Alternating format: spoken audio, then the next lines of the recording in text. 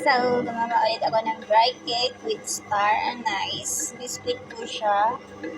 Ayan. So, nilagyan ko lang siya ng sugar, star anise, baking powder, flour, coconut oil. Sugar niya is coconut sugar. And then, custard powder, black sesame, cumin seed, normal sesame. So, yan yung mga nilalagay ko dyan. Mag-comment lang kayo kung anong ingredient ang aking mga nilalagay.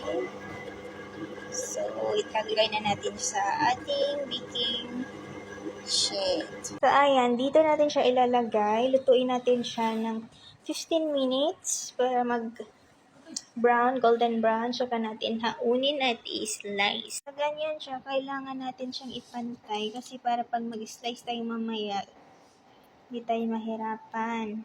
Ayan, okay na siya. Ilagay na natin siya sa oven para maluto. So, okay na siya guys. Kunin na natin siya dito para ilipat natin at saka i-slice natin kasi ibalik natin siya sa oven para mag-brown yung side by side at i-dry. Para magiging dry siya. So, ganyan lang siya. I-transfer natin siya doon sa empty kasi ibalik natin siya sa oven para golden brown yung side by side niya. Kasi malambot pa siya eh.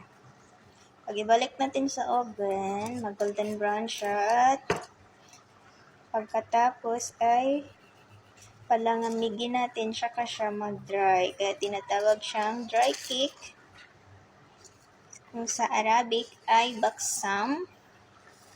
Pero sa atin ay cookies to or biscuit. Yan.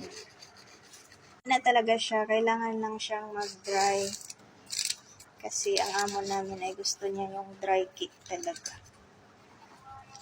So, ayan na siya. Luto na talaga siya. Pwede na siyang kainin. Bakit kailangan iubin pa? Para maging dry. Kaya dry cake ang tawag. So, okay na siya guys. Luto na siya. Nag-dry na talaga siya. Diba?